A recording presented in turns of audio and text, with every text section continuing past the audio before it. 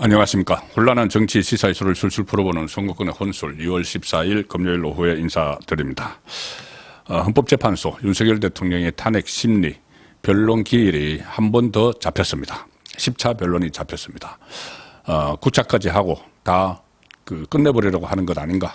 거기에 대해서 반발 여론 확산되고 있죠. 내일은 또 강주에서도 집회가 열리고 윤석열 대통령 탄핵 반대 집회입니다. 그리고 이 도심에서도 대규모 시위가 예정이 돼 있는 상황에서 오늘 헌법재판소가 이 변론 기회를 한 번 더 하기로 결정을 했습니다. 그래도 모자라죠. 이제 10차 변론 기회를 다음 주 목요일 하겠다는 것인데 이 박근혜 전 대통령만 해도 17차까지 변론을 했습니다. 그런데 이 상황에서 그 변론 기회를 조속히 종료하고 선고를 하는데 지금 뭔가 답을 정해놓은 것처럼 가고 있죠. 그래서 만약에 윤석열 대통령이 탄핵안이 윤석열 대통령 탄핵안이 인용이 돼서 파면이 되면은 2달 이내에 조기 대선을 치러야 되고 이재명은 본인의 이 재판이 2심 선고, 특히 선거법 2심 선고가 거의 날짜가 잡혔죠. 구형 날짜가 이달 26일로 돼 있고 3월 중하순이면은 2심 선고가 나오기 때문에 그리고 그 다음에 또 대법원도 신속히 결론을 내리면 5월쯤 되면은 이재명의 피선거권은 박탈됩니다. 자, 그래서 문영배와의 자파 커넥션에 의해서 문영배 헌재소장 권한대행이 재판을 신속히 진행을 했고 사실상 다음 주 화요일에 종료시킬 속셈이었던 것 같습니다. 종결시키고 변론 종결을 선언을 하고 한 2월 말 이야기까지 나왔죠. 2월 말쯤에 신속하게 윤석열 대통령에 대한 탄핵을 인용을 하면은 조기 대선이 그만큼 빨라지고 그러면은 이재명은 살아난다. 이런 본인들의 구상이 있었는데 그것이 민심의 역풍에 의해서 깨지기 시작을 했습니다. 이 깨지기 시작을 한 것이 이제 처음이죠. 그래서 10차로 끝날 것이 아니고 계속 더 절차의 정당성을 갖추라는 그런 요구를 계속 해야 되는 것입니다. 그런 민심이 있으면은 문형배도 어쩔 수 없죠. 거기서 일방적으로 이재명의 뜻에만 따라서 갔다가는 헌재 자체가 나중에 없어져 버릴 그럴 위기도 있기 때문에 어쨌든 민심의 이 압박이 지금 상당히 중요한 시점이 됐습니다. 헌재가 조금 전에 결정을 했습니다. 윤석열 대통령 쪽이 신청한 한덕수 국무총리 그리고 홍장원 전 국가정보원 1차장 국정원 1차장 조지호 경찰청장을 채택을 했습니다. 정인으로 다시 채택을 했습니다. 한덕수 총리에 대해서는 윤석열 대통령 쪽에서 계속 요구를 했지만은 필요성이 부족하다 이러면서 기각을 했죠. 그런데 다시 신청을 해서 이번에 받아들여졌습니다. 안 받아들일 수가 없죠. 워낙 이 여론이 거세기 때문에. 그 다음에 홍장원 전 처장 지금 메모 쪽지가 전부 다 오염이 됐다. 그리고 일종의 공작이 있었다는 것이 지금 드러나고 있죠. 그래서 홍장원을 다시 부른 것은 상당한 의미가 있습니다. 또 한 사람 조지호 경찰청장은 원래 정인으로 채택이 됐었는데 건강이 좋지 않아서 지금 보석으로 나와 있죠. 그래서 부르지 않았는데 본인이 이제 불출석을 해도 그냥 놔뒀는데 이번에 다시 정인으로 채택을 했습니다. 이 조지호 경찰청장에 대해서는 윤석열 대통령 쪽도 요청을 했고 민주당 정청래 쪽도 요청을 했습니다. 자, 그래서 이 세 사람에 대한 정인 신청이 채택이 돼서 20일 다음 주 목요일이 되죠. 다음 주 목요일 20일에 정인 신문을 합니다. 윤석열 대통령 측이 별도로 신청했던 강의구 전 대통령, 현재 대통령 비서실 1부속 실장, 박경선 전 서울 동부구치소장, 신용애 법무부 교정본부장은 기각을 했습니다.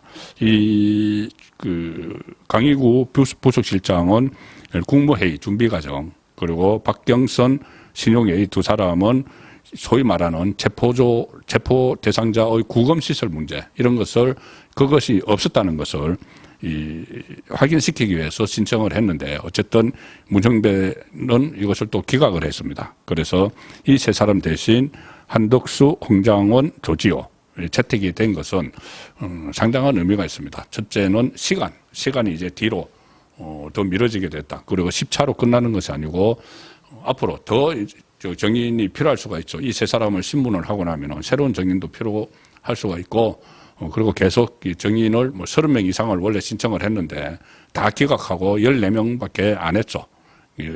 현재가 지금 빨리빨리 진행을 하기 위해서. 그러면은 이번에 새로 추가 신청한 사람이 세 사람이 받아들였으니까 또 이 세 사람을 신문하는 과정에서 새로운 의혹들이 드러나고 새로운 논쟁거리가 생기면은 또 신청을 하고 계속 뒤로 놓쳐야 됩니다. 그래야지 절차의 정당성을 가질 수가 있고 현재 심리 초반에 일방적으로 몰려갔던 분위기를 뒤바꿀 수가 있는 거죠. 후반부에 지금 여러 가지가 쏟아지고 있습니다. 각종건 무조건 국회의원들 끌어내 이 주장을 했던 각종건의 주장이 그 바로 밑에 예하부대장인 김현태 707 특임단장의 양심 고백에 의해서 지금 다 무너지고 있죠. 그리고 홍장원의 메모 싹 다 잡아들여 이 홍장원의 메모도 지금 완전히 오염됐다는 것이 드러나고 있는데 특히 홍장원이 이번에 정인으로 다시 채택돼서 다시 오는 거 이거 상당히 큰 의미가 있습니다. 한번 정인을 정언을 했는데 그 정언한 것이 전부 다 거짓말, 허위사실이다, 공작이었다 이렇게 그런 것들이 지금 밝혀지고 있죠. 밝혀지고 있어서 특히 어제 조태용 국정원장이 그 진술을 전부 다 허물어 버렸죠. 바로 본인의 밑에 있었던 홍장원 1차장의 진술을 조태용 국정원장이 다 깨버렸습니다. 자, 그래서 다시 이 홍장원이 정인으로 출석을 하면은 여기에 대해서 어떤 또 핑계를 대겠지만은 이미 홍장원에 대해서는 그 진술, 특히 메모, 쪽지 메모가 완전히 오염이 됐다는 것이 지금 확인이 되고 있기 때문에 이것이 다시 정인으로 다시 2차 정언을 하는 과정에서 제대로 반박을 하지 못하면은 가장 중요한 게 허물어지는 겁니다. 지금 가장 핵심 두 가지, 내란 프레임을 씌운 핵심 두 가지는 국회의원들 끌어내와 싹 다 잡아들였죠. 근데 싹 다 잡아들이라는 이 프레임이 다 깨져버리는 겁니다. 그래서 일단 오늘도 이 문제, 어제 조태용 원장이 했던 말들이 상당히 지금 화제가 되고 모든 방송의 시사 프로에서 다 다루고 있는데 핵심적인 내용은 그거죠. 홍장원이 있었다는 메모에 이재명, 한동훈, 우원식 쫙 있는데 이것 때문에 윤석열 대통령 탄핵 수추안을 국회를 통과시키고 프레임을 민주당이 내란 프레임을 거는데 결정적인 역할을 한 바로 그 메모인데 이 홍장원은 이거 여인영 방첩사령관이 불러줬다, 이 명단을 불러줬다고 이야기하지만은 여인영 방첩사령관 쪽은 그것은 체포 명단이 아니다. 체포라는 말을 써본 적이 없다. 그러니까 일종의 위치 추적 이것일 수는 있지만은 체포라는 말은 써본 적이 없다는 이야기고 또 여인영 쪽에서는 홍장원에게 따질 부분이 많다 이렇게 이야기를 하고 있습니다. 변호사들이. 자, 그래서 홍장원이 거짓말을 하고 있다는 이야기죠.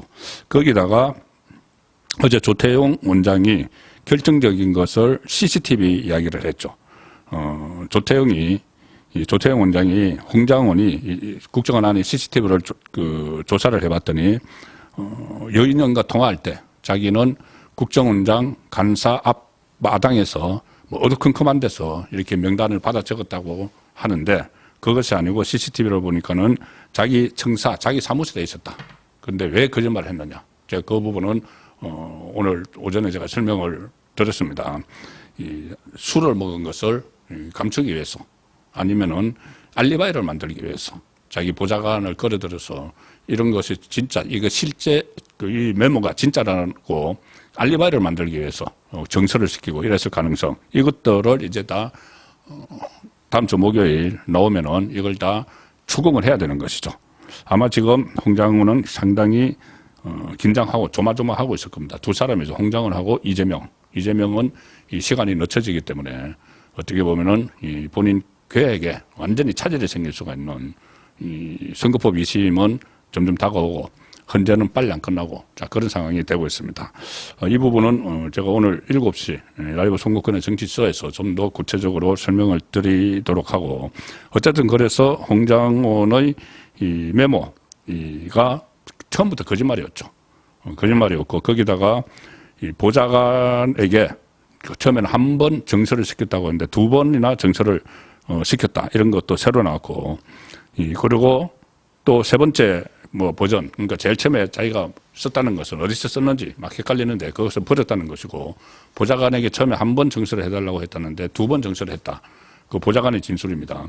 그리고 거기다가 또 가피를 했다. 이 가피를 이 홍장원이 한 건지 아니면은 민주당 의원 박선원 쪽에 줘서 박선원이 거기다 가피를 한 건지 이 부분도 필적 감정을 해서 다 살펴야 되고 이번 그 헌재 추가 정인